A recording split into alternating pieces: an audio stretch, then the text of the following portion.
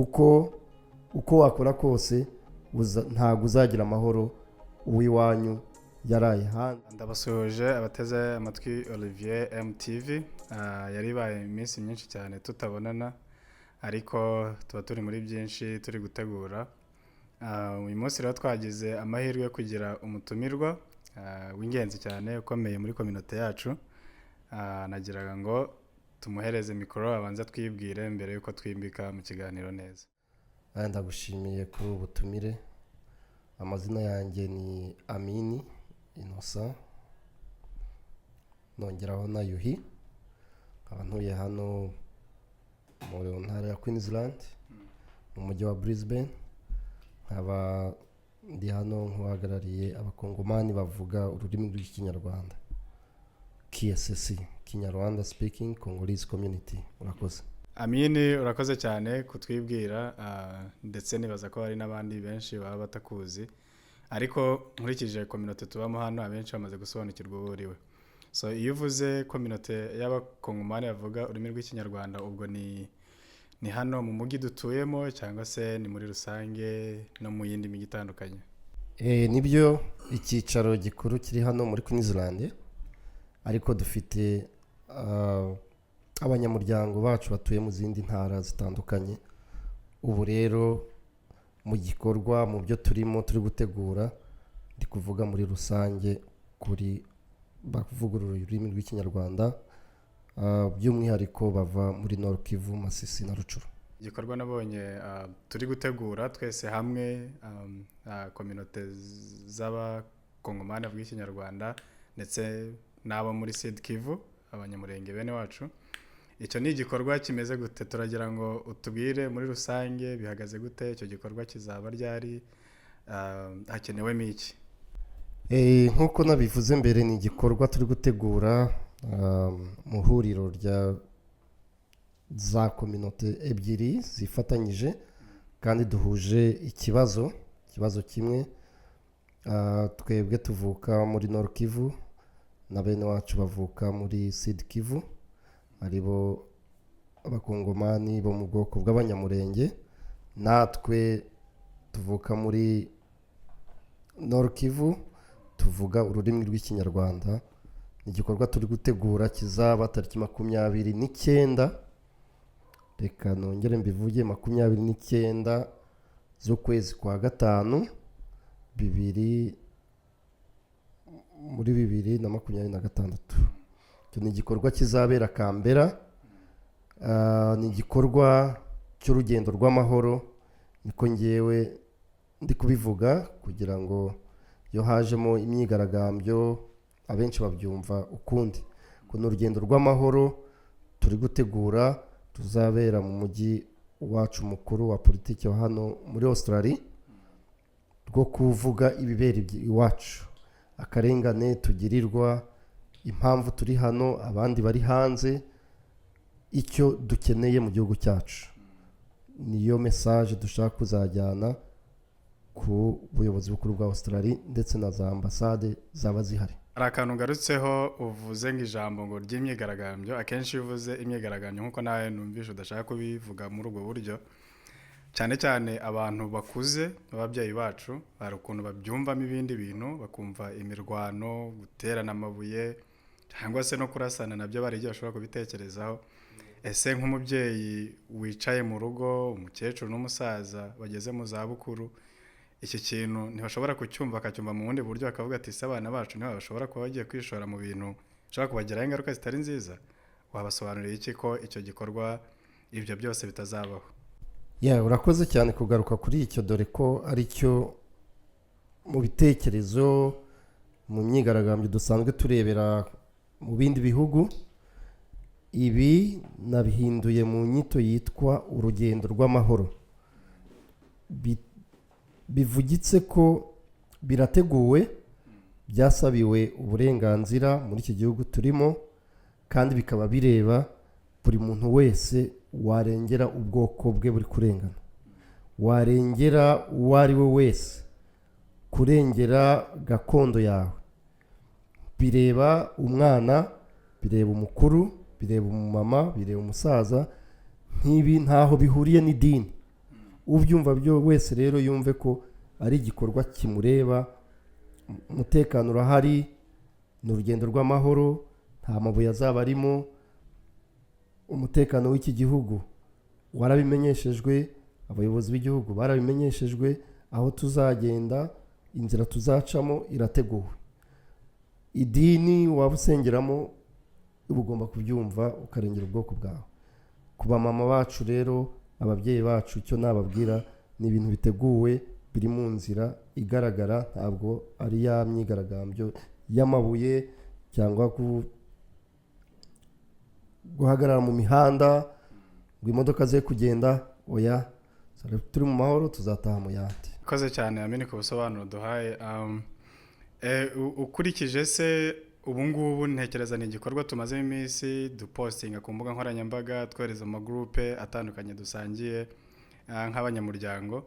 Kuri ubu ngubu abamaze kubyumva bihagaze bite, biri ku ruhe rwego, umubare sofa ungana gute?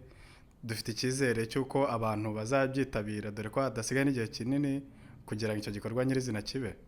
Nagiraga ngo mbere na mbere yo kuvuga umubare, nshishikarize buri muntu wese kubyumva kandi akabisangiza na mugenzi we.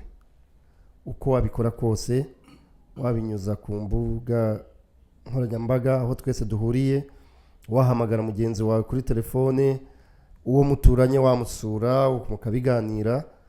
Ni ikintu gikeneye imbaraga za buri muntu wese kandi kiri kumva. Buri muntu wese aho ari kucyumva, tumaze kugira umubare munini. Nawe aho wicaye, niba utariyandikisha, gana uwo wabaza amakuru aho utuye kugira ngo akwereke inzira nuko uzahagera. Umubare, dukeneye umubare munini cyane, ariko tube bake tube benshi, message turayifite. Dukeneye abantu bageze hejuru ya 500, ariko ubu ndizera ko tumaze kugera muri 1/2. uri kumva ko umubare wo kujyana message wo uhari. Urakoze cyane.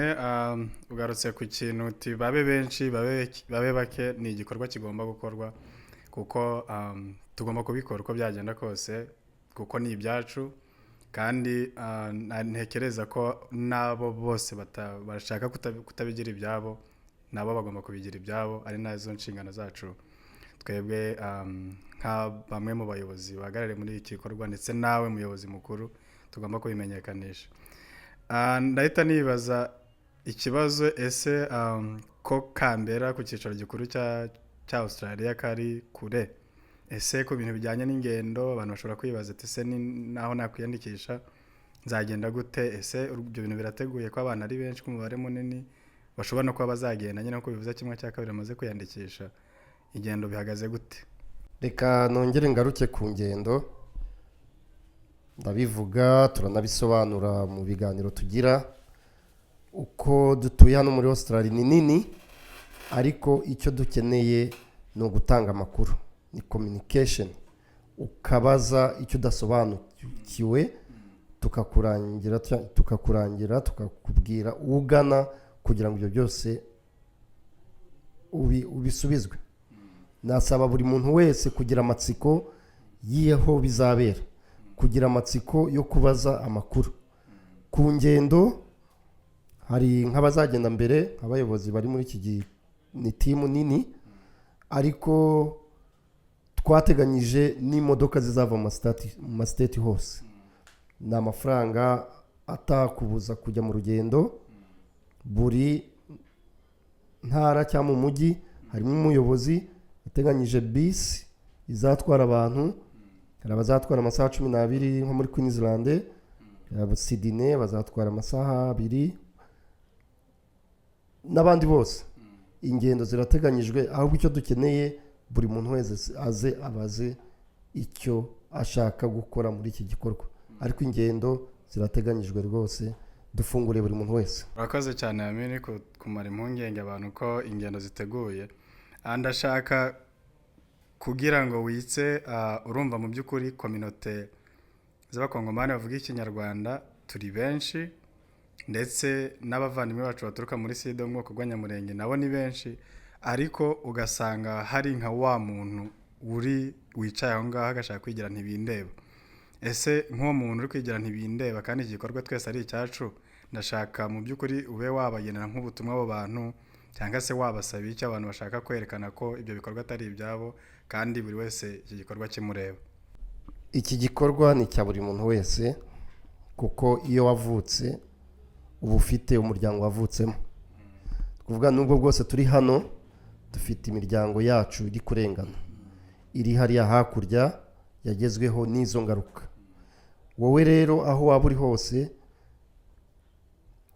ukeneye gukoresha ijwi ryawe. Uyu munsi ni ijwi, kuko hari n'abari kurara batari kurara mu mazu yabo kubera intambara.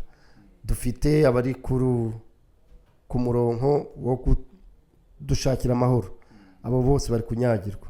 Twebwe icyo tugusaba aho uri ni uguhaguruka n'ijwi ryawe, amaboko yawe n'inkunga yawe. Wasenga urusengero usengeramo, gurupe ugendamo, iri jwi ryawe rirakenewe kubyumva, kuko uko wakora kose ntabwo uzagira amahoro. Uw'iwanyu yaraye hanze, uw'iwanyu drone yamusanze mu murima cyangwa mu rusengero, uw'iwanyu yabuze uko ajya gufata ibiryo mu murima we yihingiye. Ibyo byose birakureba. Nibikugeraho rero ukumva ko bikubabaje, iri jwi ryawe rizamutabara kugira ngo nawe azagira amahoro. Kandi nagira amahoro, twese tuzongera kubonana kandi dufite ubumwe. Koze cyane. Yanumva bavuga ngo abashyize hamwe nta kibananira.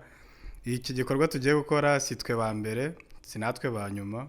Muri Amerika bene wacu baragikoze, muri Belgique barabikoze, muri Canada biri gutegurwa. Ntekereza ko natwe rero ni byiza ko duhaguruka tugakoresha ijwi ryacu tugatabara bene wacu. Mu by'ukuri ubuzima turimo nahasi iwacu, ariko tugomba kurikoresha ijwi ku buryo byibura n'abari aho hose mu nce zitandukanye mu duce tw'iwacu za Masisi no muri Sud Kivu byibura bagira amahoro, kandi nicyo tugambiriye twese. Ndashaka kubaza ku kibazo kijyanye n'urubyiruko cyane cyane. Ndabizi muri community dufite n'abayobozi b'urubyiruko, mfite n'amahirwe ko umuyobozi wabo turi buze kuganira. Ubibona gute ishusho y'urubyiruko, kuzi ko arizo mbaraga zacu, ko ariyo maboko yacu? Urubyiruko bihagaze gute? Ese bari kubyumva, bari kubyitabira? Ese niba batari no kubyitabira, message wabagenera niye kugira ngo n'iki gikorwa bazakisangemo? Reka ngaruke ku mbaraga z'umuryango. Burya ni urubyiruko kandi nibo bayobozi b'ejo hazaza. Byari bigoye bitewe n'amateka. Burya kurwanirira aho utazi byari bigoye, ariko uko bagenda bakura, uko bagenda bacukumbura, nabo bagasoma amakuru, barabyumva. Kugeza ubu urubyiruko ari proud, ashimishwa no kumva umubwira amateka y'iwabo, ashimishwa no kumubwira kugira ishyaka ry'iwabo. Ubu rero duhagaze neza, kandi ubutumwa nabaha nibo bayobozi b'ejo, nibo bazayobora ejo. Ibyo bashyize hamwe, imbaraga babajyanyemo, nibyo bizubaka igihugu cyacu. Kuri iyo ngingo rero urubyiruko ruhagaze neza cyane, kandi twiteguye umusanzu wabo mugari, mu shusho ngari cyane. Dore ko ari nabo bagomba kubabera ababyeyi babo, kuko bamwe tuba dufite abakecuru n'abasaza bageze mu zabukuru, tutanabarenganya kuba bashyiramo imbaraga nk'izo twashyiramo, ariko urubyiruko nk'uko bigarutseho mu by'ukuri bakeneye kuza kandi tugafatanya muri uru rugamba n'abavandimwe bari kuturwanaho ari iwacu, kugira ngo igihugu cyacu kibone amahoro. Ngana ku musozo, ni iyihe message wagenera muri rusange abantu, amakominote yose atandukanye, cyane cyane nkatwe turi mu mujyi wa Brisbane n'abandi b'abavandimwe bacu batuye mu mujyi wa Toowoomba, dore ko ari two tubonana hafi na hafi? Niye message watanga turi kugana ku musozo? Urabasaba iki? Uze no kugera mu rwego rwa Australia, urabasaba iki kugira kino gikorwa kizagenda neza? Icyo nabasaba hano cyane cyane hano Brisbane na Toowoomba, kuko bo tubonana kenshi kandi na message irihuta.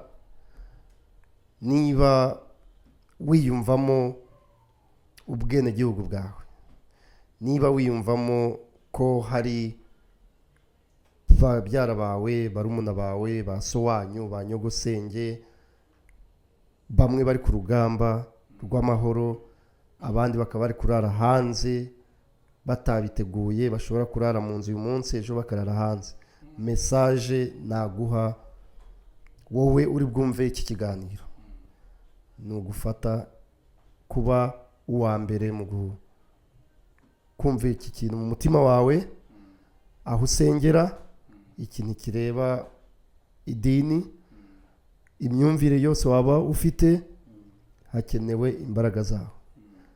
Ngiye rero ku rwego rwa Australia, dufite amakominota atandukanye, cyane cyane dufite Adelaide, dufite abantu benshi, dufite PF abantu benshi, dufite Sydney, dufite na Melbourne. Nabasabaga ngo buri wese icyo yakora kugira ngo iki gikorwa akiyumvemo, kuko bwa mbere no kukiyumvamo, ubundi igikorwa kikajya ku mwanya wa kabiri. Hari inzira nyinshi, urashobora kutabona umwanya ariko ukabaza uwo muturanye, ese wowe urajya hariya, ku buryo kiwana mwereka n'inzira yahagera, niyo yaba adafite niyo transport ukamuha orientation. Reka rero imbaraga zacu tuzishyire hamwe, na bene wacu b'Umurenge twazishyize hamwe, kandi iki gikorwa si cya none, kizakomeza, kandi wajyayo utajyayo kizakwitirirwa kuko kizakomeza. By'ukuri ijwi ryanjye, ijwi ryawe n'ijwi ry'undi, ntekereza ko bizabyara umusaruro, kandi buri wese afata iry'iburyo, kuko iki ni igikorwa dukeneye gutanga kikagera kure, message ikagera kure. Turi kubwira amahanga, turi kwerekana agahinda kacu, turi kwerekana uko bene wacu bari kubabara, bari gupfa buri munsi. Uhavuze ku kintu cya drone zirasa mu nsengero, abasivile batari ku rugamba. Ibyo byose rero nibyo mpamvu tugomba gukoresha ijwi ryacu kugira ngo tubone ubutabera. Amen. Ndagushimiye cyane, wakoze ku mwanya waduhaye. Tariki 29 inkoko niyo ngoma, tuzirwa Kambera. Nta kibazo cyo kurya, nta kibazo cyo kuryama kizabaho, ibyo byose bizaba bitunganyije. Yewe urakoze cyane, birateguwe. Umuhuro ni 29 z'ukwezi kwa gatanu, ni ukuvuga ni kuri uyu wa gatanu uzaza. Niba utarakuruhusa ku kazi rwake, ahasigaye nawe wari uryamye, wumve ko uyu munsi wabyuka igikorwa tukakijyanamo. Murakoze cyane Olivier TV kuduha iki kiganiro ngo tugeze kuri bene wacu ubu butumwa bwiza bwo kuvugira imbaga nyamwinshi ziri kurara hanze kubera uko bavutse, kubera ubuyobozi bubi dufite, n'undi wese wagiriwe n'iki, wahuye n'izi ngaruka muri iki kibazo cy'iwacu muri Kongo, nawe turamwihanganishije. Urakoze cyane, mugira amahoro y'Imana. Urakoze cyane. Amen.